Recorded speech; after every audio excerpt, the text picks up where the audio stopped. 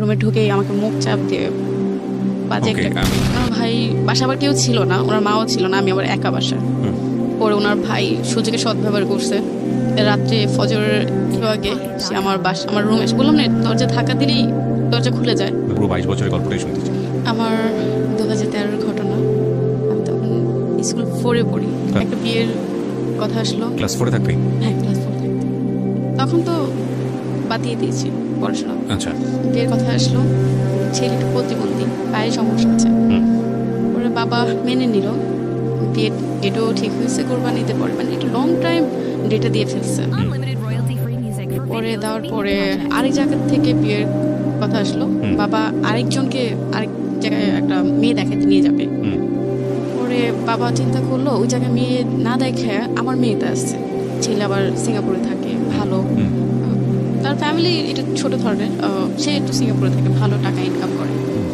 এখন তার সাথে আমার কথা বলে দিল। কথা বলার আগে যে লোকের সাথে আমার বিয়ের কথা ছিল, আমার বাবা একটু চালাকি করে আমার ভাবিতে ধারায় ওনাকে বাদ দিয়ে দিয়েছে। আমার এঙ্গেজমেন্টের কথাও ছিল, তাকে বাদ দিয়ে দিয়েছে। তারপর যাই হোক চলে গেছে, খুবই কান্নাকাটি করছে, আমাকে বিয়ে করবে, এই প্রতিবন্ধী ছেলেটা আমাকে বিয়ে করবে। তাদের অবস্থা অনেক ভালো ছিল। এখন বাবার তো রাগ, সে ওই ছেলেকে দিয়ে বিয়ে দিবে। প্রতিবন্ধী ছেলেকে দিয়ে না, সিঙ্গাপুরে যে ছেলেটা থাকে সেই ছেলেটা, ওই ছেলেটা দিয়ে বিয়ে দিবে। এখন ছেলেটা সবকিছু ঠিকঠাক করলো, আবার মা আবার বাবার সাথে রাগ করে চলে গেছে। মা কথা বলতো ঠিক হয়েছে, ভালো ফ্যামিলি যদি হয়ে থাকে তাহলে বিয়ে দিক, কোনো সমস্যা নেই। বিয়ে হলো, তারপরে আমার বিয়ের 18 দিনের মাথায় সিঙ্গাপুরে চলে যায়। এই 18 দিনে ভালো মতো ওনার সাথে মেলামেশা হয় নাই। চলে যাওয়ার পরে আমি তখন আসলে অনেক কিছুই বুঝতাম না। আপনার বয়স কত তখন যখন বিয়ে হয়েছে? তখন 13 থেকে 14 বছর বয়স। হ্যাঁ, এরকমই হবে। উনি আবার আসলো, ওনার সাথে আমার ফোনে কথাই হতো, ভিডিও কলে কথাই হতো। পরে উনি আবার আসছে, আবার গেছে, এরকম 2বার করে। উনি 2 থেকে 3 মাসে টাইম নিয়ে আসতো। আচ্ছা, ফার্স্ট হাজব্যান্ডের সঙ্গে বয়সের ডিফারেন্স কত ছিল? ওনার বয়স 30, আপনার তখন 14, মানে আপনার ডাবলেরও বেশি। হ্যাঁ, ওকে। কালো ছিলাম, আমি তো তখন ছোট ছিলাম, তো আমি ভালোই সুন্দর ছিলাম। আসলে আমি বললাম না, আমি এত কিছু বুঝতামও না, কি করলে কি হবে, কি বললে কি হবে। না, খুব স্বাভাবিক। উনি আসলো, আসার পরে ভালোই সংসার করার পরে উনি আবার চলে গেছে। চলে যাওয়ার পরে একটা মেয়ে আসছে সিঙ্গাপুর থেকে। মেয়েটা ভালোই বয়স হবে, কত হবে 18, 19, 20-এর বয়স হবে। উনি আসার পরে আমাদের বাসায় আমার নাম জিজ্ঞেস করতেছে, আমি কে আসে বিষয়ে। পরে আমার শাশুড়ি বললো ও তো সোহেলের ওয়াইফ। ওরা বলতেছে ও সোহেলের ওয়াইফ, তুমি একটু মানে ওনার দিয়ে দেখলাম উনি মন খারাপ করছে। ওরে জিজ্ঞেস করলাম কে আপনি? মা বলতেছে আমাদের বাসা ছিল মেয়েটা, আগে ছিল, আমরা অনেক যত্ন করছি মেয়েটার কেউ ছিল না, আমাদের বাসা ছিল, আমাকে ফুপি বলে ডাকে। আমি সোহেলকে ফোন দিছি, আমাদের বাসায় একটা মেয়ে আসছে, মেয়েটা কে? বলে মেয়েটা তো এরকম আমার সাথে ছিল, আমার সাথে ভালো সম্পর্ক, এই সেই। আমার মেজাজ খারাপ হয়ে গেছে, মেয়েটা আমার বাসায় কেন আসছে? তুমি বিবাহিত, এটা জেনেও কেন আসছে? না আসতে পারতো। ওর মেয়েটাকে ফোন দিলাম, আপনি আমার সাথে দেখা করেন, কোথায় আসবেন, কে আসবেন। আর এর ভিতরে ও আমাকে অনেক কথাই বলে ফেলছে, ওর পার্সোনাল যে কথাগুলো আমাকে বলে ফেলছে। মেয়েটার সাথে মেয়েটা দেখা করবে না, কিন্তু ও মানা করে দিছে দেখা করো না, দেখা করলে ওইটা অনেক দুষ্টু, অনেক রাগারাগি করতে পারে। সে খুব রাগ ছিল তখন আমার। পরে মেয়েটা দেশের বাড়ি চলে যায়, আসার পর ওনার বাসায় আমার দেখা করার কথা ছিল। বাসায় না, আমি একটু রেস্টুরেন্টে দেখা করার চেষ্টা করেছিলাম, হয়নি। পরে যাই হোক ওনার বাসায় আমার দেখা করেছি, করার পরে কথা বলো, আপনি কেন আমার বাসায় গেলেন, কি উদ্দেশ্যে? বলে দেখলাম আমার থেকে সোহেলের ওয়াইফ সুন্দর কিনা, আসলে অনেক সুন্দর। আমি বলি সুন্দর অসুন্দর কোনো প্রশ্ন ওঠে না। পরে আবার বলতে তোমার হাজবেন্ডের সাথে আমি ছিলাম বলতে আপনি কথাগুলো কীভাবে বলতেছেন? আপনার সাথে আমি ভালো মতো দেখা করতে আসছি, আপনি কেন অনেক কথাগুলো আমাকে বলতেছেন? বলে হ্যাঁ, সিঙ্গাপুরে তো আমি তোমার হাজবেন্ডের সাথে থাকেন। পরে খুবই ঝগড়া হয় ওনার সাথে। ঝগড়া হওয়ার পর আমার হাতে অনেক টাকা ছিল। বাবার বাড়ি যখনই যেতাম বাবা টাকা দিত। হাজব্যান্ডের কাছে কখনোই টাকা পেতাম না বলতে, সে তো বাহিরে থাকতো, আর বাহিরে থেকে কখনই টাকা পাঠাতাম। একবার পাঠিয়েছি টাকা 5,000 না কত জানি। বাবা এই সব কিছু আমাকে দেখাশোনা করতো, টাকা দিত, কাপড় কিনে দিত। ওরে ওই টাকা দিয়ে আমি অনেকগুলো ঘুমের ট্যাবলেট খেয়ে ফেলি। কয় পাতা হবে, 5-6 পাতা হবে। আমি বাসে আসছি, আসার পর ওর যে হাজবেন্ড তার মামতো ভাই বলে দিছে, ভাবি তো ওই বাসায় গেছিল, ওই মেয়েটার সাথে ঝগড়া করছে। তারপর আমরা ওনাকে বাসায় পাঠায় দিচ্ছি। এই কথাটা আমার শ্বশুর আর শাশুড়িকে এসে বলছে। ঘরে আবার ছোট ভাইয়ের বউ ছিল, ওনাকে এসে বলছে। বলার পর ওই যে আমি যে ঘুমের ট্যাবলেট নিয়ে আসছি, আমি খাবো, আমার নিয়ত খারাপ, কেন আমি এগুলো শুনবো? আমি তাকে বিয়ে করছি, আমি কেন এগুলো শুনবো? এখনো মনে আছে আমি রাত্রে অনেকবার বমি করছি। ওনাদের গল্পারে যে বমি যখন করছি, তখন যে ট্যাবলেটগুলো খাইছে অনেকগুলো বের হয়ে গেছে।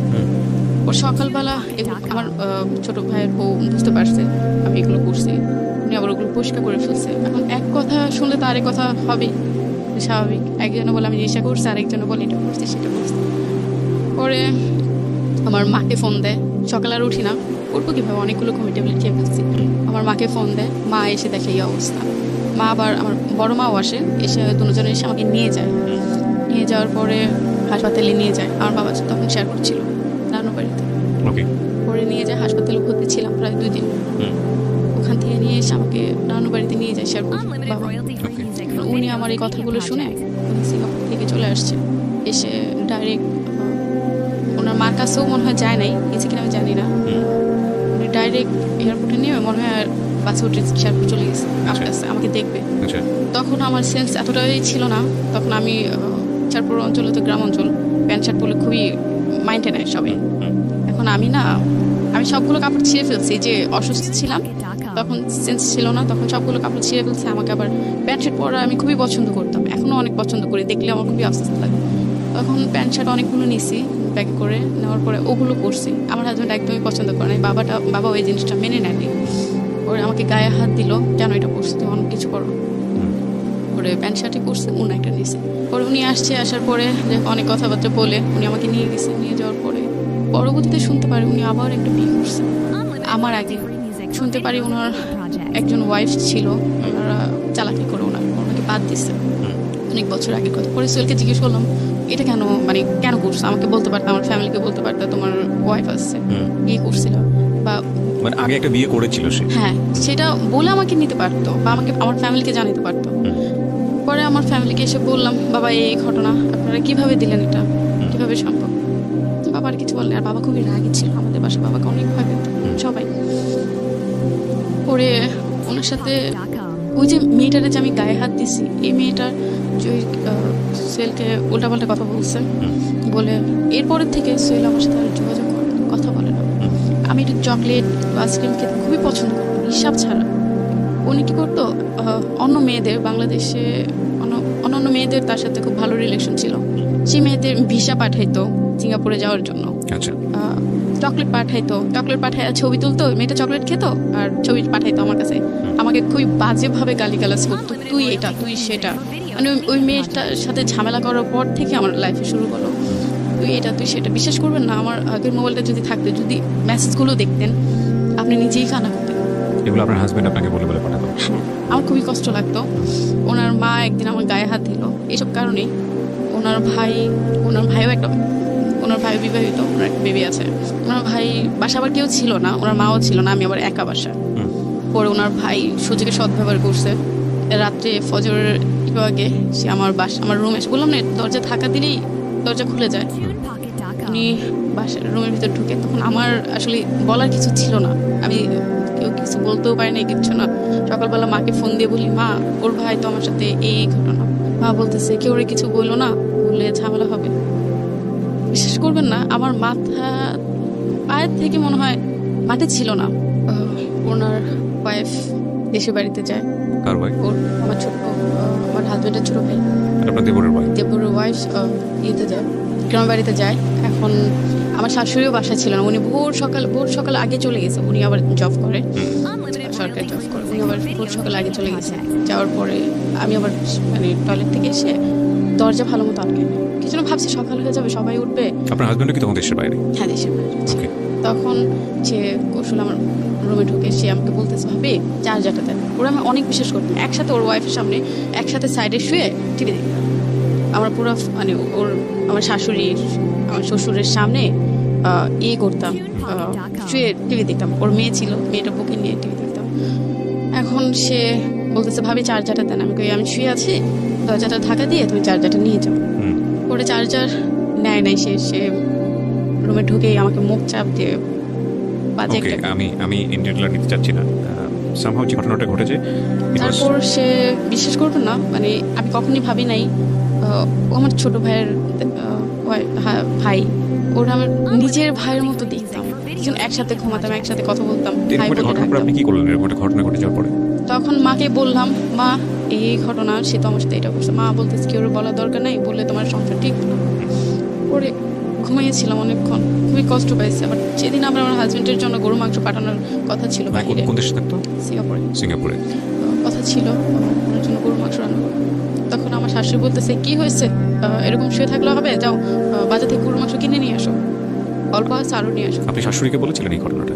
আমার মা বলছে, আর মা বলেছিল, রেসপন্স কি ছিল? কোনোটাই না, বলতেছে আমার ছেলে আসুক, আমার ছেলেকে জিজ্ঞেস করবো। ছেলে তো ছিল না রাত্রে বাসায়, সে তো কোথায় যেন চলে গেছে, আমার শাশুড়ি বলতেছে। বলার পরে আমার মা বললো আপনার ছেলে এরকম একটা কাজ করছে, কাজটা ঠিক করছে ভাবি। বলতেছে আসুক আমার ছেলে, আমি জিজ্ঞেস করি।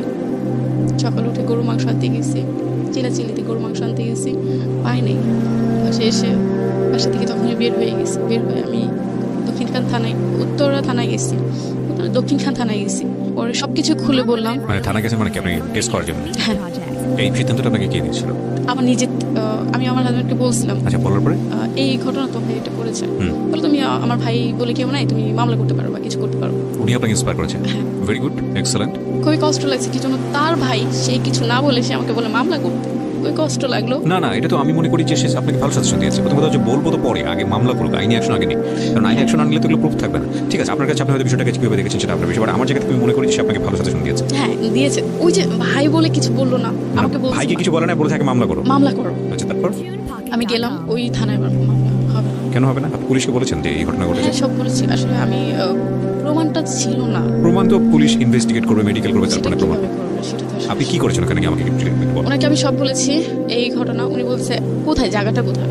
পরে আমি জায়গাটা বলছি এখানে, বলে এখানে না, আপনি এয়ারপোর্ট থানা যান। আচ্ছা, মানে ওই থানার মধ্যে আপনি জানি আর কি, যে থানা এরিয়া তো অন্য থানায় চলে গিয়েছে। হ্যাঁ। হ্যাঁ, আমি জানতাম না কোন থানায় গেলে কি হবে, আচ্ছা, এটা আমি জানতাম না, জন্য কখনোই ভাবি না আমি থানায় যেতে হবে। ওকে। পরে এয়ারপোর্ট থানায় গেলাম, পরে বলতেছে এটা এখানে না, Okay. আপনি এয়ারপোর্টের ভিতরে একটা থানা আছে, আপনি ওখানে যান। আচ্ছা, তারপর হাতে টাকা ছিল না, খুবই কষ্ট করে আমি হেঁটে হেঁটে হেঁটে হেঁটে গেছি খোঁজ করে। পরে যে অনেকক্ষণ বসেছিলাম, বললাম আপনার সাথে একটু কথা বলবো, অফিসারও বলছে আপনার সাথে একটু কথা বলবো। কি কথা বলবেন? ওনার সামনে বলা যাবে না, লোক ছিল, উনি অফিসার ছিল, আমি আসলে জানি না, আমার তো ওরকমভাবে বলে নাই উনি অফিসার ছিল। এখন বলতেছে, আমি অনেকক্ষণ বসে আছি, কিন্তু লজ্জার কথা বলা যাবে না কেউ সামনে, আমি ছোট ছিলাম বুঝতেও পারিনি। অনেকক্ষণ পরে বলতেছে, বলে উনিও তো অফিসার, আপনি বলেন ওনার সামনে কি বলতে চান। অনেকক্ষণ বসে দুজনে কি পুলিশ অফিসার? হ্যাঁ। কোনো মহিলা অফিসার ছিল না বলতে? ছিল। আচ্ছা, তারপর ওরা বললাম আমার সাথে এই ঘটেছে, এই ঘটনা, আমি মামলা করতে চাই। আপনার বয়স কত? কই 14 হবে, 13-14 হবে। বলে আপনাকে বিয়ে দিচ্ছে, আপনার বাবা মাও ধরে নিয়ে যাব, আপনার শ্বশুর শাশুড়িকে ধরে নিয়ে যাবো, কিন্তু আপনি নাবালক। তখনই আমি আসলে নাবালক ছিলাম, দুজনকে ধরে নিয়ে যাব। একটু ভয় লাগছে, আমার শ্বশুর বাড়ির লোকগুলো ধরলে আমার কোনো, আমার বাবা মাকে যদি ধরে দিলে আমার খুবই কষ্ট লাগবে, আমার কারণে আমার বাবা মা কিছু হবে, সেটা আমি কখনো চাইনি, ভয় লাগছে। তারপর বলতেছে আপনার শ্বশুরের নাম্বার আছে? হ্যাঁ আছে। আমার শ্বশুরও ফোন দিয়ে বললো আপনার ছেলের বউ আসছে, এই ঘটনা কি হয়েছে। ওরা আমার শ্বশুরই উল্টাপাল্টা বুঝাইতেছে, আসলে এগুলো মিথ্যে কথা, সে মিথ্যে কথা প্রচার করতেছে বা কিছু। আমি বলি আপনি মেডিকেলে যদি নিয়ে যান আমাকে নিতে পারেন, আমার কোনো আপত্তি নাই। পরে আমাকে অনেক কিছু বুঝে ওখান থেকে, আমার শ্বশুর যখন বলছে মিথ্যে কথা এগুলো প্রচার করতেছে, তখন ওই অফিসারটা অনেক কিছু বুঝে আমাকে ওখান থেকে বিদায় করে দিচ্ছে। অফিসারই আপনাকে বুঝিয়ে পার করে দিয়েছে? হ্যাঁ। কি বুঝিয়েছে আপনাকে? আপনার বাবা মাকে ধরে নিয়ে যাবো, কিছু আপনি নাবালক, সেটা আপনার, এই সেটা সেই। লিগ্যাল অ্যাকশন থেকে অফিসার 100% কারেক্ট কথা বলেছে। এগুলো বলে আমাকে পাঠিয়ে দিয়েছে। পরে মা বলতেছে একটা এর ভিতরে চলে, সমাধানের ভিতরে চলে আসো। কি সমাধান? আমার শ্বশুরের সাথে কথা বলবে, তার সাথে কথা বলবে না, আমার দেবরের সাথে কথা বলবে। আর আমার হাজবেন্ড তো ওই যে খারাপ ব্যবহার শুরু করেছে, সে আবার এখনো নেশাপানি করে। আচ্ছা, তো খারাপ ব্যবহার শুরু করেছে মানে কি সিঙ্গাপুর থেকেই? হ্যাঁ, কি বলছে ভিডিও সে? কলে বাজে কথা বলতো, বাজে জিনিস দেখাতো, এই সে বিভিন্ন ধরনের কথা বলতো। তার সাথে আমি মন খুলে কখনোই কথা বলতে পারতাম না। বয়সের গ্যাপ ছিল 16 বছরের মতো। আচ্ছা, কখনোই মন খুলে কথা বলতে পারতাম না। সে ওই যে বললাম না, ঝামেলা হওয়ার পর থেকে আমার সাথে অনেক ঝামেলা শুরু করছে। ওর মা ওনার বাসায় আসলো, আসার পরে আমার শ্বশুরে আমার কথা না শুনে আশেপাশে মানুষের নিয়ে আসছে, এক মহিলা নিয়ে আসছে, এনে বলতেছে উনি সাক্ষী, কি হয়েছে না হয়েছে কিছুই হয় নাই, আপনার মেয়ের এমনি বাজে কিছু প্রচার করতেছে, বাজে কিছু প্রচার করতেছে। আমি কি মিথ্যে কথা বলছি? আমার সাথে যে ঘটনা ঘটেছে আমি তো সত্যি কথাই বলেছি। পরে এক সময় তারা আমার মার সাথে কথা বললো, ভাবি এটা আমি দেখতেছি। আমার শ্বশুর বলতেছে, ভাবি আমি এটা দেখতেছি বলে আমার দেবরকে 2টা থাপড় দিছে। আমার শরীরে যত জোর ছিল 2টা থাপড় দিয়ে বলতেছে সমাধান হয়েছে, আমার ছেলেকে তো আমি মারছি। ওরে 2 দিন পরে আমি বলতেছি মা আমি এভাবে থাকবো না, আমার থাকা সম্ভব না। আবার আমার দেবর ওয়াইফ এসে আমাকে খুব বাজেভাবে চিল্লাচিল্লি করতেছে, হ্যাঁ আপনার ভালো না, এই সেই বিভিন্ন ধরনের কথা বলতেছে, বাজেভাবে চিল্লাচিল্লি করতেছে। আমার আর মন হয় না আমি ওই বাসায় ফিরে যাবো বা ওই বাসায় আমি থাকবো। পরে আমার বাসায় যে জিনিসপাতি দিয়েছিল ওগুলো আমার মা নিয়ে আমাকে নিয়ে চলে আসছে। সেদিন আবার আমার শাশুড়ি গায়ে হাত দিচ্ছে, আমার নাক দিয়ে রক্ত বের করে ফেলছে, ঠোঁট দিয়ে প্রচুর গায়ে হাত দিচ্ছে, ঠোঁট দিয়ে রক্ত বের করে ফেলছে। পরে আমি চলে আসলাম, আসার পরে আমি আর ওনার কাছে যাইনি, আমাকে ডিভোর্স দিয়ে দাও উনি বলতেছে। হ্যাঁ আমি একদিন প্রচুর কান্না করছি কোয়ার্টারের ভিতরে, যে আমি পারতেছি না, আমার সহ্য হচ্ছে না। তো এই ঘটনা ঘটেছে, আমি আলাদা একটা ফ্ল্যাট নিয়ে আমি চলে যাবো, একটা ভাড়া থাকবো, আমি থাকবো না এখানে। বলতেছে থাকবো না, ঠিক আছে আচ্ছা তুমি বাসা দেখো। বাসা দেখলাম 1টা 2টা 3টা, একটা বাসা অ্যাডভান্সও করে আসছি। সে বলতেছে না থাকা যাবে না, তুমি তো মার কাছে চলে যাও। যাই হোক ওখান থেকে অ্যাডভান্সে টাকা নিয়ে চলে আসছি মার কাছে। মাও দেখি ওরকমভাবে গুরুত্ব দেয় না, কোনো কিছুই গুরুত্ব দেয় না। ছিলাম বাসায় অনেক দিনই ছিলাম। বাবা বলতেছে ভাবিতে আবার প্রেশার দিতেছে, ওকে বলো ছেড়ে দিতে, ছেলেটাকে ডিভোর্স দিয়ে দিতে। ওর ভাবিকে বললাম, ভাবি এসে বলতেছি ভাবি লাল কাপড়ে গেছি সাদা কাপড়ে আসবো। তখন এতটুকু সেন্স ছিল আমি তার সংসার করব, লাল কাপড়ে গেছি সাদা কাপড়ে আসবো। পরে ভাবি আবার এই কথাটা বাবার বললো। ওরা অনেক দিনই বাসা ছিলাম, প্রায় 2 বছরের মতো বাসা ছিলাম। সে আসে না, কোনো রেসপন্সই করেনি। না আসে নাই। সে মাঝখানে একবার আসছিল, এসে সেই বাবার বাড়িতেই ছিলাম, বাবার বাড়ি থেকেই সে আসছে। আসার পরে প্রায় 1 মাসের মতো ওনার সাথে ছিলাম। আমি বললাম রাগ করে আমি বাবার বাড়ি থেকে চলে গেছি। আমার হাজব্যান্ড আসছে, আমি কেন যাবো না, আমার বাবা যেতে দিবে না। তারপর আমার রুম থেকে আরেকটা রুমের আরেকটা গ্যারেজে যাওয়ার জায়গা ছিল, আমার ভাবে কি করছে পিছন দিয়ে তালাটা খুলে দিছে, তোমার হাজব্যান্ডের কাছে যাও। সে আবার যখন এয়ারপোর্টে নামে তখন আমি সেজে আমি আবার ওনাকে রিসিভ করতে গেছি। তখন উনি যখন আমার বাসায় আসতেন বাবা অনেক রাগারাগি করে ওনার সাথে, আমার মেয়ে দিব না, এত বড় একটা ঘটনা। বাবা জানতো না, বাসায় কেউই জানতো না এই ঘটনাটা, আমার মা জানে, এছাড়া আমি দেখি না একটা লোকও যায়। আমার ভাইয়েরাও কখনো খবর নেয় নাই বোনটা কেমন আছে। বাবা যে বিয়ে দিল বোনটার খবর একটু জিজ্ঞেস করি, বোনটা কেমন আছে। ওনার সাথে চলে গেলাম, প্রায় ভালো দিনই সংসার করলাম। উনি আবার চলে যাবে, উনি বলতেছে তুমি আমার বাবা বাড়িতে চলে যাও, আর থাকার দরকার নেই এখানে, থাকলে ঝামেলা হয়। এর ভিতরে ওনার ভাইয়ের সাথে আমি আর কথাবার্তা বলিনি, খুব স্বাভাবিক। এখানে তো একটা ঘটনা ঘটছে, কথা বলিনি। পরে একদিন একটা লোক আমাকে ফোন দিয়েছিল, সে পুলিশে চাকরি করে, একদম ছোট ধরনের পুলিশে চাকরি করে, পোস্টম্যান যাকে বলে সে চাকরি করে। আমাকে সে পরিচয় দিচ্ছে মানে বড় ধরনের একটা কর্মকর্তা। আমার আপু তার সাথে কথা বলতে ভালো লাগছে, সে একটু কালো ছিল, তারপর ভালো লাগছে। সে পুলিশে চাকরি করে, আমার বোনকে হ্যাপি রাখবে, আমার বোনের কথা। আর আমার কথা হলো আমার এত কষ্ট পাইছি, আমি তার থেকে আমি বের হতে চাই। মানে আপনি হাজবেন্ডকে ডিভোর্স দিয়ে দিবেন এরকম একটা প্ল্যান করতে? হ্যাঁ, মনে থেকে দিতে চাইনি। আচ্ছা, মনে থেকে দিতে চাইনি, উপরে কষ্ট লাগছে যে মামলা করতে বলছে, তারপর বাংলাদেশে এসে কোনো কথা বলে নাই। তার ভাইকে সে সাপোর্ট করছে, এই বিষয়টা তার ফ্যামিলি সাপোর্ট করছে। ও বাংলাদেশে এসেও আপনার ও ভাইকে কিছু শাসন করেনি, কিছু বলে নাই? না, ভালোই সাপোর্ট করছে। যখন সে বাংলাদেশে আসছে তখন সেও কিছু বলে নাই তার ভাইকে, কি হয়েছে না হয়েছে কোনো খোঁজ খবরও নেয় এই বিষয়ে। তারপর চিন্তা করলাম এভাবে লাইফ চলে না, এভাবে চলতেও পারে না। আর তখন আমার বাবা জীবিত ছিল, তখন বাবাকেও বলতে পারি নাই বাবা এই ঘটনা হয়েছে, একমাত্র আমার মা ছাড়া আর কেউ জানে না। একদিন হঠাৎ রাত 10টা-11টা বাজে রং নম্বরে একটা ফোন আসে, সালাম দিলাম, কি আপনি? বলে আমি আপনাকে অনেক পছন্দ করি, অনেক কষ্টে নাম্বারটা খুঁজে পেয়েছি। আমি বললাম আপনি কে? আমি বিবাহিত, আপনি জানেন? বলে হ্যাঁ আমি জানি আপনি বিবাহিত, তারপর আপনাকে পছন্দ করি। তারপর আস্তে আস্তে তার সাথে কথা বললাম, ভালো লাগা। পর একদিন বললাম আপনি দেখা করতে আসেন, আপনাকে আমি দেখবো। কি আপনি মানে কথা বলতেন আমার সঙ্গে, টাইম পাস করতেন? হ্যাঁ। আপনার হাজবেন্ড তখন দেশের বাইরে? দেশের বাইরে ছিল। ওকে। তারপর আসলো, দেখলাম লোকটা অনেক কালো হলে কি হবে, ভালোই কথাবার্তা ভালো। তাকে জিজ্ঞেস করলেন না নাম্বারটা কিভাবে পেয়েছেন? হ্যাঁ জিজ্ঞেস করেছিলাম, সে আমাকে বলেনি, কখনই বলে। আচ্ছা, আমার যেটা ধারণা আমার বাসার সামনে ফ্যাক্সিলিটির দোকান আছে, ওখান থেকে নিয়েছে। আচ্ছা। তারপর ওনার সাথে কথা বললাম, এক পর্যায়ে উনি জিজ্ঞেস করলাম আপনি বিবাহিত কিনা, এক পর্যায়ে বললেন আমি বিবাহিত না। তাহলে বিবাহিত না তাহলে ভালোই হবে। আমাকে বললাম মা আসলে আমি ওর সংসার করবো না, আমি একটু অন্যদিকে চলে যেতে চাচ্ছি। তারপরে বলে ছেলে কি, এগুলো সে বুঝতে পারছে, সে তো মা। পরে মাকে দেখালাম, উনি পরে বলল কালো কালো কি ওর মন তো অনেক ভালো। ওরা মা আসলে ওরকমভাবে গুরুত্ব দেয় না এটা। ওরা একদিন আমি ওনার সাথে চলে গেছি। চলে গেছেন বলতে ভেগে চলে গেছি, মানে সিদ্ধান্ত নিলেন যে ঠিক আছে আমি চলে যাবো। উনি আমাকে অনেক প্রেশার দিতে, চলে আসো। তখন আমি ওনার সম্পর্কে কতটুকু জানতেন ভেগে যাওয়ার আগে? একদমই জানতাম না, একদমই জানতাম না। একটা মানুষের সঙ্গে ভেগে যাবেন তার সম্পর্কে বিশ্বাস ছিল আসলে ভেগে যাওয়ার আগে। বাড়ি কোথায়, ও কি করে, না কোনোটাই না, না জেনে শুনি সে আমাকে বিশ্বাস দিয়েছিল এটা বলে, আল্লাহর কসম, নবীজির কসম, আমি বিয়ে করিনি, আমি অবিবাহিত, আমি তোমাকে বিয়ে করতে চাই। কি করে ছেলেটা, কিছু জেনেছিলেন? হ্যাঁ, উনি পুলিশে চাকরি করে। বলেছিল পুলিশ চিঠি, হ্যাঁ উনি এটাই করতো, চিঠি অদল বদল করতো, এখান থেকে ওখানে চিঠি দিয়ে আসতো। আচ্ছা, এটা কি বলে জানি না, আমি নিজেও জানি না। আচ্ছা, তো এইরকম একটা পোস্টে সে ছিল? হ্যাঁ ছিল। ওই যে আল্লাহর কসম, নবীজির কসম, মানে সে যখন বলছে তখন আমি এমনি গুলো গেছি। একটা মানুষ তো মিথ্যা কথা বলতে পারে না আল্লাহ নিয়ে, আর কোরআন শরীফ নিয়ে তো মিথ্যা কথা বলতে পারে না। তারপর এই বিশ্বাসে তার সাথে আমি চলে গেছি।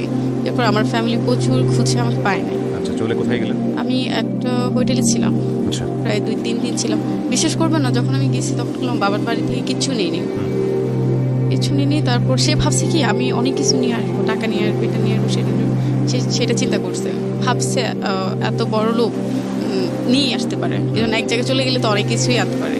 আর সে আমার আগের হাজবেন্ড, সে তো বাইরে থাকে, না জানি কত কি আছে। পরে দেখলো আমি কিচ্ছু নিই, একমাত্র গাড়ি ভাড়া ছাড়া আমি আর কোনো টাকা পয়সা কিছু নিইনি। পরে উনি আমাকে অভাব দেখালো, আগে আমার থেকে তো টাকা নাই, এখন কি করবো? বলে দিলে দেখো তো মাকে বলে কিছু টাকা আনতে পারবো কিনা। আমি আসলে ওরকমই দুর্বল ছিলাম, আর বুঝতে পারিনি উনি কোনো চিন্তা ভাবনা কি। বাসা থেকে মাকে বলতাম মা টাকা দাও, তখন একটু জানছে আমি একটা লোকের সাথে ভেঙে গেছি বা কিছু। মাও প্রচুর রাগারাগি করছে, টাকা দিতে চায়নি, পরে দিচ্ছে, অল্প টাকায় দিচ্ছে। পরে অনেকদিন ছিলাম হোটেলে, থাকার পরে ওর এক বন্ধু বলে এইভাবে তো থাকা সম্ভব না, আর তোমার থেকেও তো টাকা নেই, মানে যে লোকটার সাথে ভেঙে গেছি সেই লোকটার থেকেও টাকা নেই, তাহলে কি করবো, একটা বাসা ভাড়া নাও, আমি টাকা দিব, তোমার সংসার করো। তখন আমাদের কিছুই ছিল না, ছোট একটা বাসা ভাড়া নেই, খুব মানে কষ্টের সংসার ইয়ে করেছি। আর তার সাথে আমার ফোনে বিয়ে হয়েছে। সে মুখে যেভাবে, যেমন আপনি আর আমি কথা বলছি এরকম ফোনে তার সাথে আমার বিয়ে হয়েছে। তারপর ওনার সাথে ভালোই থেকেছি। পরে 3-4 মাস পরে একটা ফোন আসে। আসলে আমি কিছু এই 3-4 মাসের মধ্যে কি আপনি আপনার আগের হাজবেন্ডকে ডিভোর্স দিয়ে দিয়েছেন? জানিয়েছেন? ডিভোর্স দিয়ে দিয়েছেন? আসলে ডিভোর্সটা দিতাম না, সে আমাকে খুব প্রেশার দিচ্ছে আর খুব বাজেভাবে গালিগালাজ করতেছে, বলতেছে তুমি আমাকে প্রেশার না দিলে তোমার বড় ধরনের ক্ষতি হবে। আর একটু লুপ দেখাইছে, যদি মানে আমাকে ডিভোর্স দাও তাহলে আমি তোমাকে সিঙ্গাপুরে নিয়ে যাবো।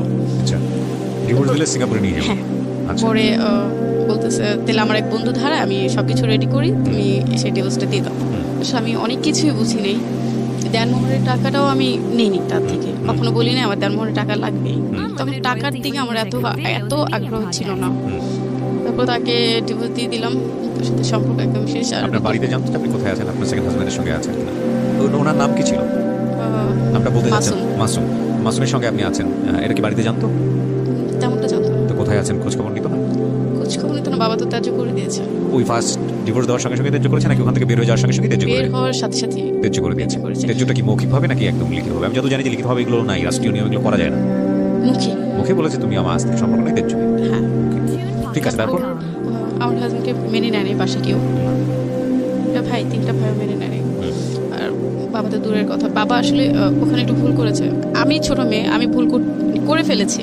বাবার উচিত ছিল, তার অনেক নামি দামি লোকেদের সাথে হাত ছিল, সে একটা ফোন দিলেই আজকে আমি ওখান থেকে বের হয়ে চলে আসতে পারতাম, এরকম বাবার ক্ষমতা ছিল। বাবা করেনি, ঠিক আছে, রাগ করে সিদ্ধান্ত নিয়েছে, করেনি। তো কি হলো, আপনি সংসার করছিলেন, 3 মাসের মাথায় আপনার একটা ফোন আসলো, আপনি যেটা বলছেন 4 মাস আগে একটা ফোন আসলো। ফোন আসার আগে আমি একটু কিছু মানে জিনিসগুলো খেয়াল করতেছি। ওনার দুইটা সিম, একটা সিম বন্ধ থাকতো আর আরেকটা সিম অফ থাকতো সবসময়। আবার উনি আবার কয়েকদিন পর বলতো কি, আখি স্যারের সাথে স্যারের বাড়িতে যাব, ফোন দিতে পারবা না, ওখানে নেটওয়ার্কের সমস্যা। তারপর উনি এরকম করলো, প্রায় কয়েকবারই করলো। উনি শুধু এতটুকু বলে যেত আমার বসের সাথে তাদের বাড়িতে যাবো, তুমি ফোন দিলে পাবো না। ঠিকই তাই, খুবই কষ্ট লাগতো, কান্না করতাম, ওনার ফোন ধরতেছে না, পাচ্ছি না। পরে একদিন হুট করে ওনার কাছে একটা ফোন আসলো, ফোনটা আমি রিসিভ করেছি, উনি ওয়াশরুমে ছিল, ফোনটা আমি রিসিভ করেছি। পরে জিজ্ঞেস করলাম আপনি কে, আপনি কে? পরে বলতেছে আমি তো মাসুমের ওয়াইফ। আমি বলি আপনি মাসুমের ওয়াইফ? এই কথা উনি বলতে দেরি নেই। আর আমার একটা বাজে গুণ ছিল কি, আমি নাম্বার দেখে মুখস্থ করে ফেলতাম, এক নজর দেখতাম আর মুখস্থ হয়ে যেত আমার। তারপর উনি সাথে সাথে মোবাইলটা কেটে বাসা থেকে বের হয়ে ওনার বন্ধুর বাসায় গেল, যেন ওনার ওয়াইফ দিয়ে ফোন দেওয়া হয়েছে। আমি তো শিল্পীর বাসায় ছিলাম, শিল্পী ফোনটা রিসিভ করছে, ওনার ওয়াইফরা উনি ফোন দিয়ে বলতেছে। আমি ওনার বাসায় ঢুকে, ওনার বন্ধুর বাসায় ঢুকে আমি কান্না করে দিলাম, ভাবি আপনিও জানতেন? বলে না ভাবি আমি তো কিছু জানতাম না। পরে বললাম এই ঘটনা ওনার ওয়াইফ আছে, আপনি জানতেন? কি জানতেন আমাকে বলেন তো। উনি আমাকে বলে নাই। পরে ওনার বন্ধুর কাছে গেলাম, ভাইয়া কি হয়েছে আমাকে বলেন, এরকম কেন হলো? আর ভাইয়াটা না সবসময় বলতো, আখি তুমি যদি আমার ছোট বোন হতা আমি কখনোই ওর কাছে বিয়ে দিতাম না, কখনোই না। আচ্ছা। আমি ভাইয়াকে জিজ্ঞেস করছি কেন ভাই কি হয়েছে, বলে এমনি হাসি দিয়ে উড়াই দিত, এমনি কখনোই বিয়ে দিতাম না। ভাইয়া বললো ওনার তো একটা ওয়াইফ আছে, একটা বেবি আছে। 3 মাস সংসার করার পরে, 4 মাস সংসার করার পরে। তারপর আমি ওনাকে জিজ্ঞেস করলাম আপনার এগুলো আছে আপনি কেন বলেননি আমাকে? আমার একটা সংসার ভেঙে আপনি নিয়ে আসছেন, আপনার উচিত ছিল এই কাজগুলো করার। আর আমাদের ফ্যামিলি তো জানেন কেমন রাগী। ওরা বলতেছে আসলে আখি তোমাকে ভালোবাসি, পছন্দ করি, এই জন্য তোমাকে আমি নিয়ে আসছি। আমি কখনোই আনতাম না, আর তোমাকে অনেক ভালো লাগছে, আমি অনেক ভালোবাসি। তুমি একটা কাজ করো, তোমার বাসা থেকে টাকা এনে দাও, আমি ওনাকে ডিভোর্স দিয়ে দিব, ওনার বেবি সহ। পরে আমি রাজি হলাম, মাকে বললাম মা আমাকে 2-3 লাখ টাকা দাও, আমি ওনাকে দিব। ওর মা বললো ওনাকে কেন টাকা দেবো তুমি, ওনার ওয়াইফ আছে, ওনাকে কেন টাকা দেবো? আর এত টাকা তো আমার কাছে নাই, তোমার বাবা কখনো আমাকে এত টাকা দেয় নাই। তারপর বাসায় সবাই কথাবার্তা বললো, তখন একটু বাসায় আসা যাওয়া হচ্ছে, বাসায় সবাই কথাবার্তা হলো। তারপরে এক পর্যায়ে আমি বললাম যা করেছি আমি তার সংসারই করবো, আমি ছেড়ে যাব না, তার সংসারই করবো, কারণ আমারও আগে একটা বিয়ে আছে। তারপর সে বলতেছে আচ্ছা বাসা থেকে টাকা দাও, আমার ফ্যামিলি লোক আমি তোমার বাসায় নিয়ে আসবো। এই 4 মাসে ওনার ফ্যামিলি কেউ আমার সাথে যোগাযোগ করেনি, জানেই না কেউ যোগাযোগ করবে। তারপর ওনাকে টাকা দেওয়া হলো বাসা থেকে। টাকা দেওয়ার পর কিছুদিন পর বাবা মারা গেল। টাকা দিলেন বাড়ি থেকে 2-3 লাখ ওনাকে? 2-3 লাখ তাহলে 7-8 হাজার। 7-8 হাজার খুব একটা বড় অ্যামাউন্ট। এই টাকা দিয়ে আপনি ডিভোর্স দিতে বলছেন তাকে? না তাহলে তার বাসার লোক নিয়ে আসবে আমার বাসায়। আচ্ছা, আমাকে দেখতে। ওকে। তারপর বাবা মারা গেল, উনি ছিল দ্বিতীয় জন, সে উনি ছিল মারুফ ছিল, মারুফ না ছেলেটা না? মাসুম ছিল। মাসুম ছিল। দেখেছে বাবা যেভাবে মারা গেছে, সে সবই দেখেছে। বাবা মারা যাওয়ার আগে শুধু আমার কথাই জিজ্ঞেস করেছে, কারণ আমি ছোট ছিলাম। আপনি বাবা মারা যাওয়ার সময় কি বাড়িতে ছিল? ওকে। বাবা মারা যাওয়ার পর আমি আধা ঘন্টা আগে আসছি, আধা ঘন্টা আগে এসে বাবার, বিশ্বাস করবেন না না বললে, কপালে একটা চুম্বা দিয়েছে, ডান হাতে না বাম হাতে, পরে 2 মিনিটও যায়নি বাবা আমাকে দেখে মারা যেতে পারছে।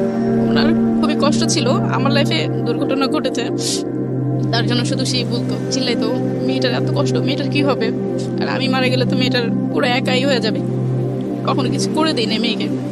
তারপর বাবা মারা গেল, এখনো বলতে পারি না বাবা মারা গেল। তারপর ওনারা দেখি মানে কথাবার্তা একদম।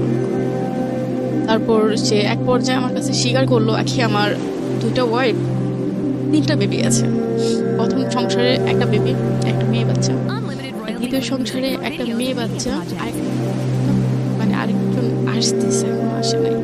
বিশ্বাস করবেন না, প্রথমটা মেনে নিচ্ছি, আমার লাইফে এত দুর্ঘটনা ঘটেছে মেনে নিই। দ্বিতীয়টা যখন বলেছে আমার মাথায় আকাশ ছিল না, পায়ে মাটি ছিল না, এরকম অবস্থা, আমার বাবা মারা গেছে, এই একটা শর্ট খেয়েছি লাইফে প্রথম। আমি কখনোই কেউ মারা আমি দেখি নাই, মারা গেছে কখন আমার দাদি, ইভেন আমার দাদি মারা গেছে আমি কখনোই দেখি নাই। আমার বাবা মারা গেল, লাইফে প্রথম একটা শর্ট খেয়েছে, আর কখনোই শর্ট খেয়ে নেই। সে আমাকে স্বীকার করলো পুরোপুরি আমার বেবি আছে। খুবই রাগারাগি চিল্লাচিল্লি বাসার ভিতরে, আমি কি বাসায় ভাড়া ছিলাম। বাড়িওয়ালা বলতেছে আখি এভাবে সম্ভব না, তুমি তো আমার কাছে চলে যাও, কিছু সে যেরকম ভাবে ব্যবহার করতেছে তোমাকে মেরে ফেলবো। একবার চিন্তা করছিলাম আমি সুইসাইড করবো, জন্য আমার বাবা মারা গেছে, এখানে আমার ফ্যামিলি গ্রহণ করবে না আমাকে, আমি যদি চলে যাই এখান থেকে আমাকে গ্রহণ করবে না। আবার মারও বাবাকে কিছু করে দিয়ে জানি আমাকে ওরকম ভাবে গ্রহণ করবে, যদি ওরকম কিছু করে দিতে আমাকে এক্সাইট করে দিতে পারতো। তারপর সুইসাইড করতে গিয়েছিলাম, সে কীভাবে জানি খবর পাইছে ব্রিজ থেকে, আমার চিন্তা ভাবনা ছিল কি ব্রিজ থেকে আমি পড়ে মারা যাবো। তারপর পারলাম না, সে এসে বাঁচাইছে, বাসা নিয়ে আসার পরে সে কয়েকদিন পরে সে আমার কাছে আর থাকে না, সে চলে যায়। প্রচুর কান্না করি রুমের ভিতরে, যাচ্ছেন কেন, বাসায় চলে আসেন, এরকম করে না। সে আবার যে চিঠিগুলো প্রচার করতো সেই চিঠিগুলো বাসায় অনেকগুলো হয়েছে। তো 1 বছরের যে চিঠিগুলো, এগুলো খুবই দরকারি চিঠি। আমি রাগে ফায়ার হয়ে আমি তার অফিসে যাই, এসপি, ওনার নাম কি জানি আমার মনে নেই, ওনাকে যে আমি বলি সে আগে একটা দুর্ঘটনা ঘটাইছে, 2টা বিয়ে করছে, আমাকে বিয়ে করছে, সে প্রতারণা করে, আমি তার শাস্তি চাই। যখন আমি কাগজগুলো নিয়ে দিই তারা অবাক, এতগুলো কাগজ তার বাসায় কেন? এগুলো তো সরকারি অনুযায়ী তারা অফিসে রাখতে হয়, এটা বাসায় নেওয়ার কোনো নিয়ম নাই। সে বাসায় নিয়ে গেছে, পরে এই নিয়ে মানে অফিস অনেক চিলাচিলি হলো। পরে অফিসার বললো আপনারা বিয়ে করে ফেলেন। আমরা আবার বলি না আমরা ফোনে বিয়ে করছি, বলে আপনি বিয়ে করে ফেলেন। বিয়ে করার টাকাই তার কাছে ছিল না, সে আমাকে শুধু ডেট দিত, আমি আজকে বিয়ে করবো, কালকে বিয়ে করবো। মানে কি 3-4 মাস আপনারা এভাবে থাকলেন? ইউটিউবে তারা বলে যেটাকে ইংরেজিতে, এটা বাংলা কি আমার জানা নেই। কালার এর ভিতরে সেদিনই আমি আমার বাবার বাড়িতে চলে গেছি, একটু সাইন করতে হবে মামলার কাজে। আমি আমার বাসায় যাই, এর ভিতরে আমার ফোন আসে, বাড়িওয়ালা ফোন দিয়েছে, বলতেছে আখি বাসা থেকে সবকিছু নিয়ে মাসুম চলে গেছে। কোথায় গেছে বলে জানি না। আচ্ছা, তাকে ফোন দিচ্ছি কোথায় গেছেন আপনি, বলে তোমার সাথে আর থাকবো না, আমি চলে যাচ্ছি, তুমি আর আমার সাথে যোগাযোগ করার চেষ্টা করবে না। পরে বললাম আপনি এত বড় ধোকাটা আমাকে দিতে পারলেন, এত বড় প্রতারণাটা করতে পারলেন, এখন আমাকে ছেড়ে চলে যাচ্ছেন। ওই পাশে প্রায় 1 মাসের মতো ছিলাম, উনি বাসা ভাড়া দিয়েছেন, 1 মাসের মতো একা ছিলাম। পরে খুবই কান্না করছি, বিশ্বাস করবেন না, আমার কান্নায় গাছের পাতা সহ মানে কান্না করে ফেলছে, এত কান্না করছি আমি। খাবারও ঠিক মতো উনি দিত না, খুবই কষ্ট লাগছে, খাবার দিত না। একটা জামাও আমাকে এই 6 মাসে একটা জামাও আমাকে কিনে দেয় নাই। আচ্ছা, তারপর আমি যখন চলে আসি তখন আমি যেভাবে উনি আমাকে বিয়ে করেছিল আমি সেভাবে ওনাকে আমি তালাক দিয়ে আসি। আচ্ছা, যেভাবে আমার বিয়ে হয়েছিল ওইভাবে তাকে তালাক দিই, দিয়ে আমি চলে আসি। তারপর একটা লোকের সাথে আমার দেখা হয়েছিল টিকিট আনতে যায়, পরে এত বড় সিরিয়াল ছিল আসলে, ট্রেনের টিকিট। ট্রেনের টিকিট কাটছিলেন কেন? উত্তরায় আসবে, কমলাপুর থেকে উত্তরায় আসবে। তারপর উত্তরায় কেন আসবে? উত্তরা বাবার বাড়ি। উত্তরাতে আপনার বাবার বাড়ি ছিল, কমলাপুরে আপনারা থাকতেন? হ্যাঁ। আচ্ছা, তারপর একটা লোকের সাথে দেখা হলো, কথা হলো। আসলে আমি বলতে জানি সে, আমি যখন টিকিট খুঁজছি আমি এত বড় সিরিয়ালে দাঁড়াবো, আমার গাড়ি চলে যাবে, ওই লোকটার সামনে ছিল। পরে বললাম ভাই আমাকে একটা টিকিট এনে দিন। পরে উনি টিকিট এনে দিল। পরে জিজ্ঞেস করছে আপা আপনি কোথায় যাবেন? বললাম আমি উত্তরে যাবো। বলছে আমিও তো উত্তরে যাবো, চলো। যাক 1-2 কথাতে কথা হয়েছে, উনি আমাকে একটা ভিজিটিং কার্ড দিয়েছে, কোনো বিপদে পড়লে আমাকে ফোন দিয়ে। তারপর ওনার এখান থেকে চলে আসছি, প্রায় অনেক দিনই হয়েছে। তো একটু দুষ্টু মন, তো দুষ্টুমি করতে করতে ফোন দিয়ে ফেলেছে। আর উত্তরে আমি একটু শপিং করতে যাবো, প্রয়োজনীয় জিনিসপাতি কিনবো। তারপর তাকে ফোন দিয়েছি, কেমন আছেন, ভালো আছেন জিজ্ঞেস করতেছি। পরে বলতেছে আপনি কোথায়? বলি বাবার বাড়িতে আসছি। আবার সেই করলাম সবকিছু বলতে দ্বিতীয় জনের কথা জানতো, আমি ওনার সাথে ছিলাম, এইভাবে এই ঘটনা ঘটছে। তারপর উনি ওনার সাথে দেখা হলো, কথা হলো। তারপর উনি এক পর্যায়ে আমাকে বলে ফেললো আপনি কি আমাকে বিয়ে করবেন? মানে কি প্রথম দেখাতেই এই ধরনের কথাবার্তা? না, প্রায় 1 মাসের মতো মোবাইলে কথা হয়েছে, আর এর ভিতর তো ওনাকে আমি সবকিছুই বলেছি। পরে উনি আমাকে বললো আপনি কি আমাকে বিয়ে করবেন?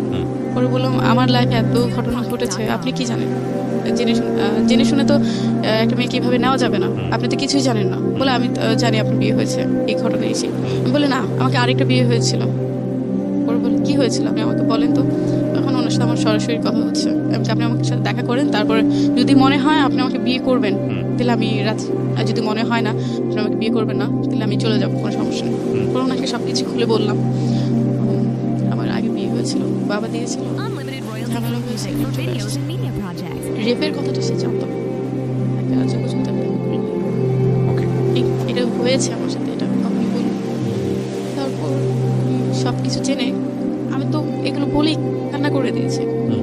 সে কি বললো, আখি আমার লাইফও একটা ঘটনা আছে। এই ঘটনা, আমার বয়স ছিল, ডিভোর্স হয়ে গেছে, একটা বেবি আছে, বেবিটার ছবি দিল। শেষ করবেন না, বেবিটা আমি বাচ্চাদের আদর করতাম, প্রচুর আদর করতাম, হিসাব ছাড়া। তারপর বেবিটা দেখে আমার ভালো লাগলো, বেবিটা যদি আমাকে দিয়ে দেয় আমি আল্লাহর রহমতে আমি তাকে পালবো। কোনো মা তার বাচ্চাকে ছাড়তে চায় না, কখনই চাবে না। তারপর ওনার সাথে কথা হলো। পরে এক পর্যায়ে আমি বললাম আপনি আমার বাসায় প্রস্তাব পাঠান। সে প্রস্তাব না পাঠায় সে আমার কাকার সাথে, না আমার এক ভাইয়ের সাথে যোগাযোগ করে আমার বাসায় আসলো। আমার ফ্যামিলি রাজি, এই জন্য শুনেছে সব দুর্ঘটনা ঘটেছে শুনেছে। আর তারও একটা দুর্ঘটনা আছে, সেটাও আমার ওই ভাই বলছে আমার ফ্যামিলিকে। ওকে, বাসা সবাই রাজি। বাসা থেকে তার বাসায় গেল। তার বাসা যখন যায় তখন তার মা আমার মাকে বলতেছে তার তো ওয়াইফ আসছে, কেন আপনি মেয়েকে দিবেন? আসলে ওরকম গুছায় বলতে পারেনি, আমার মাও বুঝে নেই। তারপর ওখান থেকে চলে আসে, তখন বললো তুমি ইয়ে করো, বিয়ে করবা, লোকজন নিয়ে আসো। আর এর ভিতরে আমার সব কেনাকাটা শেষ, বিয়ের কেনাকাটা শেষ। প্রায় উনি 2 লাখের মতো খরচ করেছে আমার পিছনে। কেনাকাটা শেষ, যাই হোক উনি বিয়ের তারিখ দেয়, এটাতে সেটাতে সে লোক নিয়ে আসে। পরে এক পর্যায়ে সে বলতেছে আমার বাসা থেকে লোক আসবে না, আমি নিজেই বিয়ে করব। পরে আমার ফ্যামিলির সাথে আমার মার একটু ঝামেলা হয় আগে, পরে আমার আম্মু করে যে আমাকে বিয়ে দেয়। আপনার মা ছিল এই বিয়ে? ছিল, আপনার তৃতীয় বিয়ে? জি, মা ছিল, আমার এক ভাই আর মা দিয়ে করে বিয়ে দেয়। পরে সেদিনই আমার বাসা থেকে আমি চলে যাই তার বাসায়। ভালোই সংসার করতেছি। কতদিন পরে আমার একটু, আমি এর ভিতরে তার খোঁজ খবর নেয় নেই কি হয়েছে না হয়েছে, কি জন্য তার বাসা ফাঁকা পেয়েছে আমার বাসার লোক। ওনার ওয়াইফ ছিল না, তাহলে ডিভোর্সই হয়েছে। আর আমি ওরকম ভাবে দেখি নাই, খোঁজ খবর নেই ওনার ওয়াইফ আছে কিনা। তারপর একদিন ওই যে বললাম না, এক দেখাতে আমার নাম্বারগুলো মনে পড়ে যায়। এখন ওনার ওয়াইফের নাম্বার যেভাবেই হোক, আমি তখন তার মোবাইল ধরতাম, ওনার ওয়াইফের নাম্বার আমি পেয়ে যাই। পেয়ে যাওয়ার পরে আমি জিজ্ঞেস করি, আমি আসলে পরিচয়টা দিই না, জিজ্ঞেস করি কি আপনি কোথায় থাকেন, তার সাথে ডিভোর্স হয়েছে কিনা। সে আবার বুঝে যায়, শিক্ষিত মানুষ তো বুঝে যায় আমি একটা মেয়ে তার সাথে আছি, এরকম বুঝে দেয়। তারপর ওরা, আমি পরামর্শ দিলাম আপনি চলে আসেন, তার সংসার করেন, এরকম পরামর্শ দিলাম। এই জন্য আমি চিন্তা করছি তখন যদি সে আসে, তার ওয়াইফ আসে, তাহলে আমি আল্লাহর রহমতে তাদের কিছু থাকবো না, আমি তাদের মিল করে চলে আসতে পারবো। এরকম একটা চিন্তা ভাবনা ছিল। ওনার সাথে কথা হলো, সংসার হলো। তারপর আস্তে আস্তে শুনি উনি বাসায় চলে আসছে, আমার শ্বশুর বাড়ি চলে আসছে। চলে আসছে কি হবে, যেখানে আমার ওঠার কথা ছিল সেখানে সে আসছে বেবি নিয়ে, থাকতেছে, কথা বলতেছে, সবকিছু হচ্ছে। আর ও তো ওনার খাবারের খরচ সবকিছুই দিচ্ছে। ওনার ওয়াইফের, মানে ওনারও একটা ওয়াইফ ছিল, সেটা আপনি জানতেন না তখন? কবে জানছেন, কিভাবে জানছেন সেদিকে আগে আমরা, হ্যাঁ বলেন। তারপর পরে ওনার ওয়াইফ সবকিছু দিচ্ছে। আমি এতে ঝামেলা করলাম, আপনি কেন এরকম করছেন? বলে এখন চলে আসছে, আমার বেবির খাতির আছে, সবকিছু করতে হবে। আমি কোন একটা বাসা থেকে কবে নামাচ্ছেন? বলে নামাবো না, উনি থাকবে, বেবিটা বড় হোক তারপর নামাবো। আস্তে আস্তে ওনার সাথে প্রায় 2 বছর সংসার, 6 মাসের মাথায় আমার বেবি আমি কনসেপ্ট করি। তারপর কথা হয়, যোগাযোগ হয় ওর সাথে। আর ও দেখি শুধু মানে 7 সপ্তাহ হলেই চলে যেত তার ওয়াইফের কাছে। এখন আমি তো জানি না ওনাদের মিলামেশা কিরকম, ভালো কিনা খারাপ, এটা আমি জানতাম না। তারপর একদিন উনি এতই অসুস্থ হয়ে গেছে, উনি ওনার বাসার লোক এসে ওনাকে নিয়ে গেছে। বিশেষ করবেন না, চোখ পুরোটা বাদ হয়ে যাওয়ার অবস্থা, প্রচুর কান্না করতেছে রুমের ভিতরে। পরে ওনার ফ্যামিলি এসে ওনাকে নিয়ে যায়। নিয়ে যাওয়ার পর স্বাভাবিক একটা মেয়ে তার হাজবেন্ড চলে গেলে তারপরের দিন তাদের বাসায় যাবে, আমি আমার বাচ্চা নিয়ে তারপরের দিন তার বাসায় গেছি। বিশ্বাস করবেন না, যাওয়ার পর অনেক ঝামেলা হয়েছে, অনেক গালিগালাজ। সে বলতেছে আপনি জানেন তার ওয়াইফ, আমি এখনো লিগেল তার ওয়াইফ, আমি আপনার নামে মামলা করতে পারি। আমাকে এই হুমকিটি দিতেছে। পরে আমি বললাম আপনি মামলা করবেন, করেন, আমি ওর সংসার ছেড়ে যাব না, আপনি কী করবেন করে নেন। তারপর এগুলো বলার পর অনেক ঝগড়া হয়, অনেক কিছু। রাগে আমি ওকে নিয়ে আসি ঝামেলা করে, তুমি আসো আমি তোমাকে ডাক্তার দেখাবো। এর ভিতরে শুনি উনি মানে মহিলা ওনাকে ডাক্তার দেখাচ্ছে, সেবা যত্ন করতেছে, সব কিছু করতেছে। আর এর ভিতরে আমি আমার ফ্যামিলির কাছে গিয়েছিলাম ওর চিকিৎসার জন্য। আমার ফ্যামিলি করেনি, আমার ফ্যামিলি অনেক দেখেছে আমার সংসারে, অনেক টাকা পয়সা দিয়েছে, অনেক কিছু করেছে। তারপর আমি ওনাকে নিয়ে আসি। বিশেষ করে না, আমার যে জায়গা ছিল আমি জায়গাটা বিক্রি করে দিই। কোথায় জায়গা ছিল? ঢাকাতে? ঢাকাতে। কতটুকু জায়গা ছিল?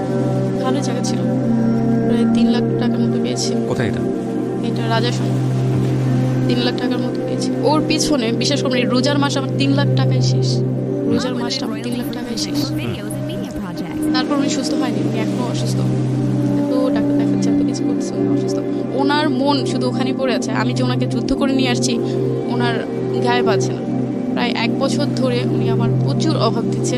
আমার বিশ্বাস করবেন না, আমার বাবুটার বয়স 1 বছর 6 মাস রানিং চলতেছে। একটা দুধের ডিব্বা আমি আমার বেবিকে এনে খাওয়াতে পারিনি, এতটা অভাব। আমার বেবি এখন অসুস্থ, আমার বেবিকে আমি ডাক্তারের কাছে নিতে পারিনি।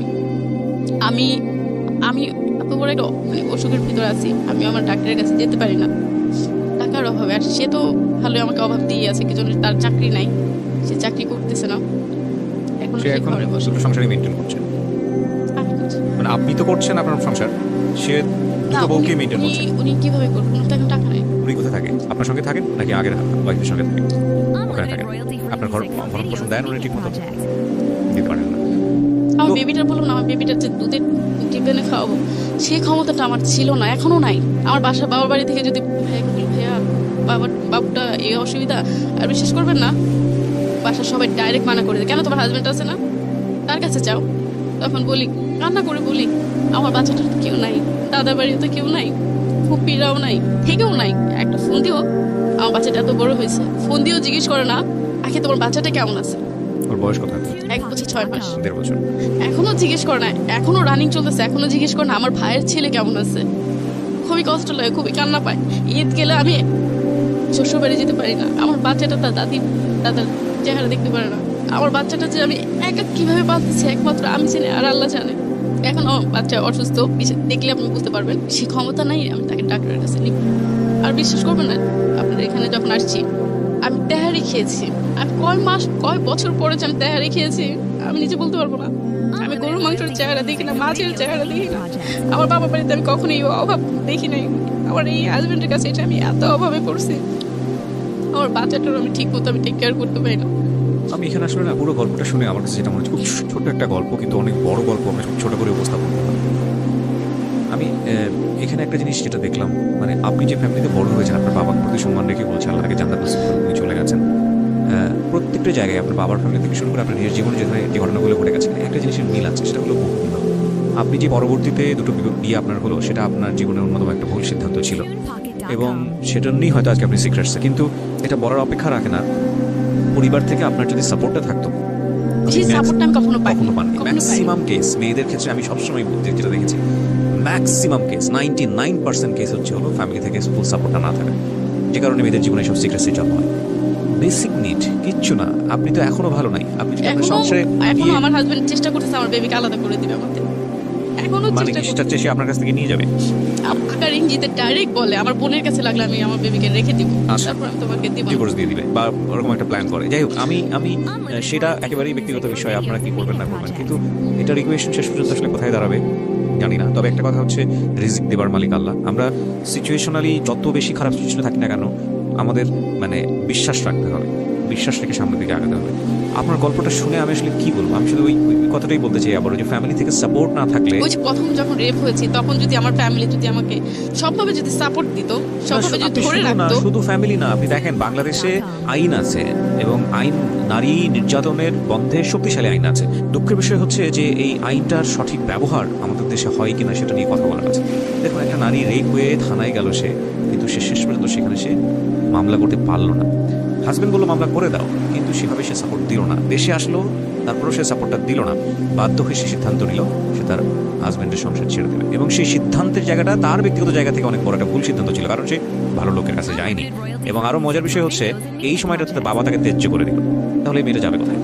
এই সম্পূর্ণরূপভাবে এটা একটা ভালনারেবল জীবন। আমরা আসলে একটা মানুষের ঘটনা নিয়ে, একটা মানুষকে দেখে তাকে নিয়ে আসলে যে মন্তব্যটা করি, একটা মেয়ে কতটা কষ্ট পেলে, একটা মেয়ে কতটা ভয়ঙ্কর পরিস্থিতির মধ্যে গেলে সে বাধ্য হয় নিজের জীবনে ভুল সিদ্ধান্ত নিতে, সেটা আসলে যেই নেয় সেই বোঝে, এছাড়া বুঝবে না।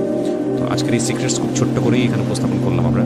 শেষ কথাটা শুধু এতটুকুই বলতে চাই, family is a one kind of responsibility, it is not one kind, family is responsibility.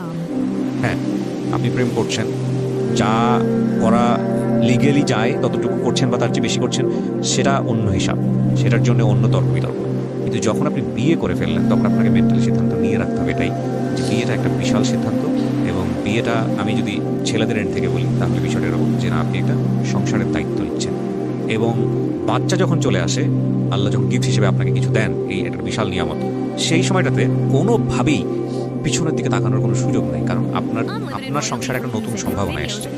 তাকে ধর্মীয় নিয়ম বলেন বা রাষ্ট্রীয় নিয়ম বলেন, যেটাই বলেন না কেন, নিয়ম অনুযায়ী ভরণ পোষণ দিয়ে তাকে বড় করার এবং তাকে সৎপাত্রে দেওয়া, তার একটা ক্যারিয়ার করে দেওয়া, এবং একইভাবে তাকে একটা নিশ্চিত জীবনযাপন উপহার দেয়া, তাকে শিক্ষিত করা, লেখাপড়া করা, নিজের পায়ে দাঁড়ানোর যোগ্যতা দেয়া, এগুলো সবই আপনার রেসপন্সিবিলিটি। এই রেসপন্সিবিলিটি যদি আপনি নিতে না পারেন তাহলে দুনিয়াতে বাচ্চা নেওয়ার কোনো অধিকার আপনার নেই। কারণ আপনি একটা মানুষকে নিয়ে আসবেন এবং সেই মানুষটাকে আপনি ভবিষ্যৎ দিতে পারবেন না। সেই মানুষটার একটা ভবিষ্যৎ হবে গরু ছাগলের মতো ভবিষ্যৎ, ভয়ঙ্কর রকম অনিশ্চয়তার ভবিষ্যৎ। তাহলে আপনি কিন্তু প্রতিনিয়তই ভয়ঙ্কর রকমের অন্যায় করছেন, ওই মানুষটার প্রতি অন্যায় করছেন, এবং এটার জন্য আপনাকে জবাব এটার জন্য আপনাকে জবাব দিতেই হবে নিশ্চয়ই। তো সেই জায়গাটা থেকে আমার মনে হয় পরিবারের এই জায়গাটা নিশ্চিতভাবেই খুব গুরুত্বপূর্ণ, এবং বেবি বা পরিবারটা বড় করা সেটার ক্ষেত্রে রেসপন্সিবিলিটি আপনি যদি ক্যারি না করতে পারেন তাহলে সেই সংসারটা আপনার না করাটাই। এই যে মানে বিষয়টা হয়ে গেছে এরকম যে ওনার ক্ষেত্রে যেটা শুনলাম, গল্প করে শুনেছি তো, মানে যে দুজন ভদ্রলোকের কথা আমি শুনেছি ওনার ফার্স্ট হাজব্যান্ডের পরে, এদের কাছে বিয়েটা ছিল মাছ ভাতের মতো। কি আমি না ইদানিং খুব শিখ হয়ে যাই গল্পগুলো শুনতে শুনতে। ভাই, মানুষ একটা বিয়ে করার পরে সংসার করে যে পরিমাণ ভয় পায়, মানে আর সংসারের কথা চিন্তা করে না। আপনারা মানে এই যে ট্যাবলেট খাওয়ার মতো, সকালে খেলাম অ্যান্টিবায়োটিক, বিকালে খেলাম অ্যান্টিবায়োটিক, এর মতো সকালে একটা বিয়ে করে ফেললাম, বিকালে একটা বিয়ে করে ফেললাম, এত সাহস করতে থেকে? পকেটে নাই পয়সা, চাকরি নাই, বাক্রি নাই, আমাদের লজ্জা করে না? মানে এটা ছেলে খেলা। বিয়ে করছেন ভালো বাদ দিচ্ছেন, আবার একটা বাচ্চা, এবং সে বাচ্চার ক্যারি করতে পারবেন না, আপনারা খাবে কি করবে কি তার কোনো ঠিক ঠিকানা নেই। এই লোকগুলো আবার বাইচেও থাকে দুনিয়াতে। আমার তো মনে হয় যে 3-4টা ওয়াইফ যাদেরকে বিয়ে করে, এরা যদি সবগুলো যদি একসাথে হইতে পারে, এরা আবার করে কি, এরা আবার বোকা, চরম বোকা। এই মহিলারা ভয়ানক রকমভাবে বোকা। আচ্ছা, আপনারা যেটা করতে পারেন, এই যে আপনি যে ওই মহিলাকে হিংসা করেন, এটা তো ন্যাচারালি আসে, সে কারণে করেন। আপনারা দুজন এক হয়ে যেতে পারেন না, 3জন মিলে এক হয়ে যেতে পারেন না, কি আপনারা লিগেল স্টেপ নেন না কেন? বা আপনারা 3জন মিলে তারপর ওরা ধরেন না কেন? ধরে এসে আপনারা বোঝা, তুই ভাগ দে, তুই কার কাছে কত থাকবে, তোর শরীরের অর্ধেক থাকবে এখানে। সরি, আমি রেডিওতে প্রোগ্রাম করছি, I should maintain some language, but আমার না খুব মানে অবাক লাগে যে স্টুপিডিটি লিমিটলেস। এবং আমার মনে হয় এইসব ক্ষেত্রে এরকম করা উচিত, যদি কখনো কেউ জানতে পারে যে না বিয়ে একটা করে ফেলছে, ফাইন, তাকে হিংসা না করে, তাকে জেলাস না করে, তার কাছ থেকে ক্যামেরা নিয়ে আসবো, ওই সংসারটা ভেঙে ফেলতে হবে, তাকে ইয়ে করতে হবে, তা না করে বরং তার সাথে হাত করেন, তাকে হাত করেন, তার সাথে যোগাযোগ করেন। ক্ষতি আপনারও করছে, ক্ষতি আমারও করছে, এবার চলেন ফাইনাল খেলা খেলে নিয়ে আসবো, জ্ঞাতি গোষ্ঠী সহ ধরেন হইয়া, তারপরে হচ্ছে লিগেল স্টেপ নেন।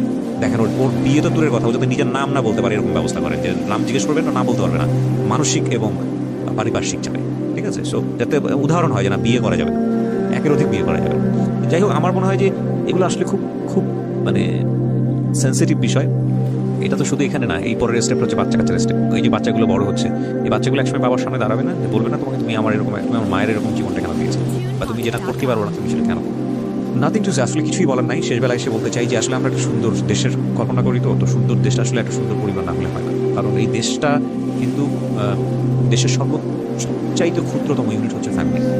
আপনি যাই বলেন না কেন, যেটাই বলেন না কেন, একটা মানুষের যখন পরিবার থাকে না, একটা মানুষের এত পরিশ্রম করে, দিন শেষে কিছু ইনকাম করেন বা এত ভালো কাজ করছে, এই মানুষগুলো যখন অ্যাপ্রিসিয়েশন পাওয়ার কোনো জায়গা থাকে না, এই পরিশ্রম করে পরিশ্রমের ফসলটা দেওয়ার জায়গা থাকে না, তখন ওই মানুষটার কোনো এথিক্স থাকে না, সেটা রাষ্ট্রীয় এথিক্সই হোক বা সোশ্যাল এথিক্সই হোক। তো আমাদের এই পরিবারের বন্ধনগুলো যতদিন পর্যন্ত ঠিক না হবে, ততদিন পর্যন্ত এই মানুষগুলোর কাছ থেকে আমরা বেটার কিছু পাবো। আমি খুব অবাক হব না যে এই মানুষটা, যিনি আজকে এখানে অনুষ্ঠানে এসেছেন, সে যদি বেটার দায়ী কোনো অপরাধ করে। আমি খুব অবাক হব না। কেন অবাক হবো? কারণ ওর লাস্ট ভয়েস কিছু আপনি শুনতে পেরেছেন, যে লাস্ট কবে আমি মাছ খেয়েছি আমার মনে পড়ে না, আমি লাস্ট কবে পেট ভরে ভাত খেয়েছি আমার মনে পড়ে না, আমার সন্তানটা অসুস্থ, আমার দুধ কেনার টাকা নাই। ওই মানুষের কাছ থেকে আপনি এক্সপেক্ট করেন কিভাবে যে এই মানুষটা ভালো থাকবে সারা জীবন? এবং এই মানুষটা অবৈধ কাজ করে, খারাপ কাজ করে যদি পয়সা রোজগার করে, আপনি তাকে বাধা দিবেন কিভাবে? বিকজ তার নিডস এটা। এটার পেছনে দায়ীটা কি? তাহলে এটার পেছনে দায়ীটা হচ্ছে এই বহুল। আজকে আমরা যদি সিঙ্গেল একটা ঘটনা থেকে যাই, সো আমাদের ওই ঘুরে ফিরে কোনো না কোনোভাবে যেন আমাদের ফ্যামিলিতেই যেতে হয়, আমরা যেন ওই জায়গাটায় গিয়ে স্টিক হয়ে যাই। একটা ফ্যামিলির বন্ধন যখন ঠিক না হয়, একটা ফ্যামিলির নর্মস অ্যান্ড ভ্যালুস যদি ঠিক না হয়, তাহলে এই ফ্যামিলির সন্তানরা, ফ্যামিলিতে যারা বড় হচ্ছে, তারা বিভিন্ন রকমের ক্রাইম করতে পারত। সুতরাং এই জায়গাটা ঠিক রাখা খুবই জরুরি।